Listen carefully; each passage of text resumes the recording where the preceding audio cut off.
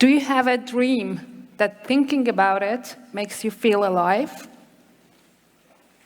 Have you ever had a dream that everyone around you, even your family and friends, were against you? I was born in 1988 in south of Iran, Shiraz, a big mountainous city with warm and friendly people. I am lucky enough to be raised in a family that have been supporting me, and making them happy has been always a priority to me. In my country, we have a strong cultural aspect to the life. A culture which is originated from our laws, religion, and our previous generations. As an Iranian woman, as we grew up, we learn that we have to forget about some of our rights and freedoms. For example, you are not allowed to dress freely like men. Or you are not allowed to decide independently like men. And for many decisions in your life, you need to have a consent from your parents, older brother, husband, or your male guardian. You are not allowed to express your emotions freely like men, because it can consider too rude or shameless. You are not allowed to ride a bike on the street freely like men. I used to be a super shy girl, so I was trying to be the good girl that my society expected from me. I could follow all the unwritten rules imposed by our culture, except one. And that's how my story started, and my life changed in a way that I couldn't imagine. Dreaming of my whole teenagers of riding a bike on the street was something I couldn't forget. And I didn't dare to try it until I was 21 years old. It was exactly on July 31st, 2010, when everyone was in the house. I went to a deposit in our backyard where it was for the left and unused stuff. The bike of my older brother was also there, getting layers of dust from all those years he didn't want to ride it by his own decision. All I wanted in that moment to see if I can ride a bike without falling on the ground, and if I have the balance to ride it. And I made it. That moment was full of curiosity, excitement, pleasure, but also guilt. It was a dark night, but I can recall it as one of my brightest memories. I experienced a satisfying pleasure and freedom that I couldn't forget about it anymore. So I started to fight for a dream that I was in love with, and it gave the meaning to my life. Of course, everyone was against my wish. No one was happy to see me breaking the taboos, that I, as a woman, want to ride a bike on the street. They were afraid of how it would negatively affect on my future. But all I wanted was to experience that unique pleasure. I was free on the bike. I had almost every night an argument with my family to get a permission to go on a bike on the next day on empty streets only after dawn. On my very first ride, I got a hard hit by a motorcycle to my handlebar to make me crash. On many other days, I was being harassed by people's look or harsh words. I got stones thrown at me. They were breaking my heart because I didn't expect those behaviors for only riding a bike. I was even afraid of getting caught by the police. But what I was thinking all the time, that cycling was no harm to anyone. And maybe one day, others would change their mind. Because the world on bike was wonderful to me. Only after a month I met a group of men cyclists And one of them invited me to a local race for women on that weekend. I immediately accepted. On the race day, I was the only girl with a super cheap and old bike that didn't know how to brake or even change a gear. All I knew was how to pedal with my heart. I didn't match that group.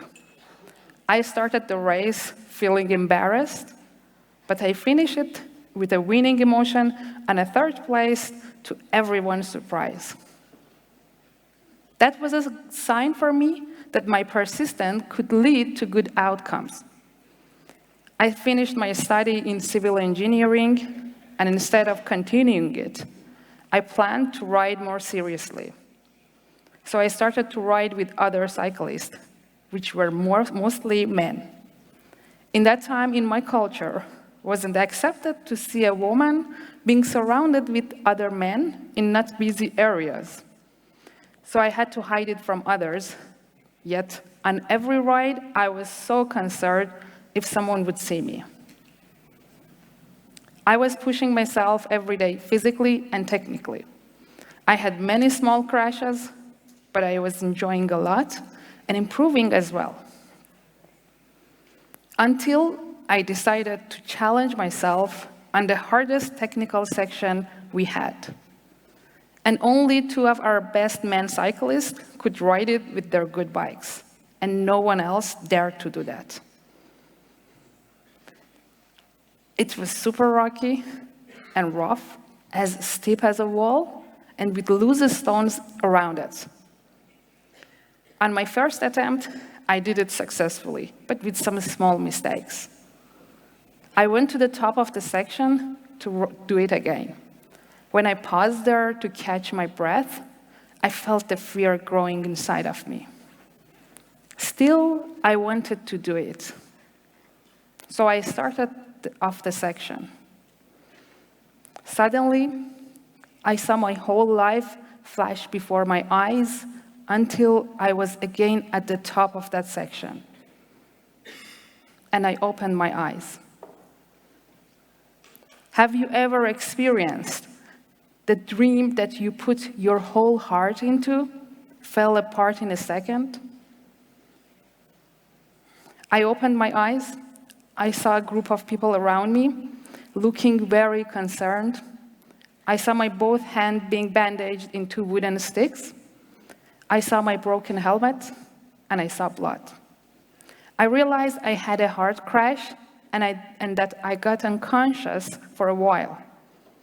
And so my family and an ambulance were coming to the bottom of the hill for me.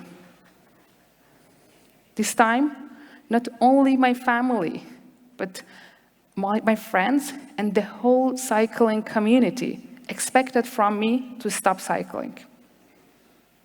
There was absolutely no reason to do something which not only it was a nice act in the society, but also there was no future for it existing in Iran.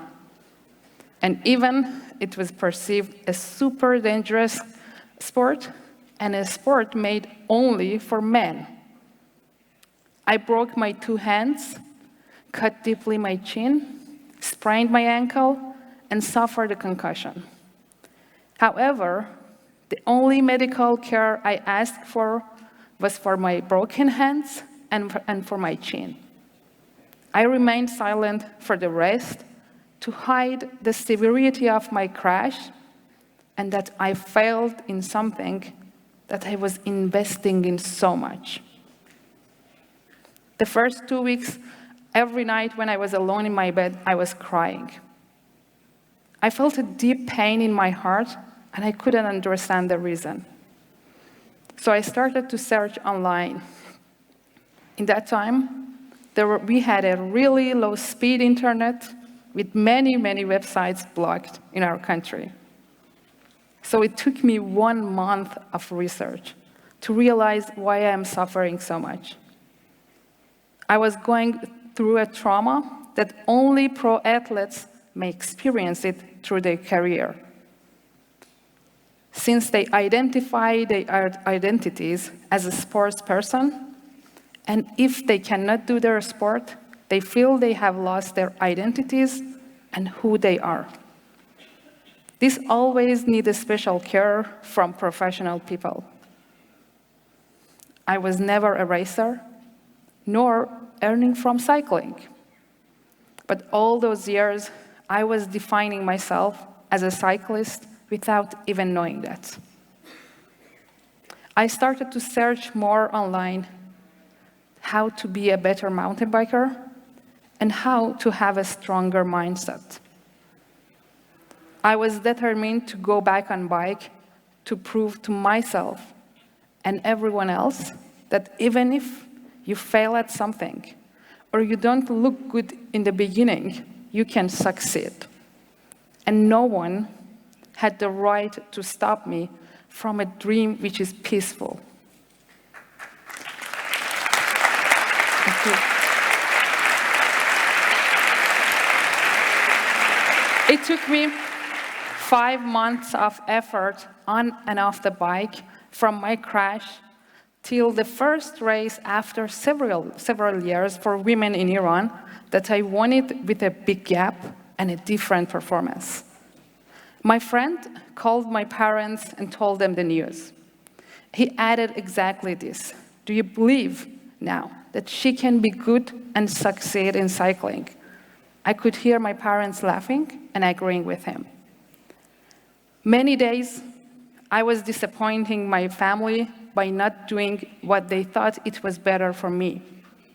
But now, after all these years, not only them, but many people around me have changed their perspective to women cycling. I have been through even harder days, but I have reached some of the biggest achievements for first time in women's sport in Iran. I have won several medals in international levels, which were once impossible in my country.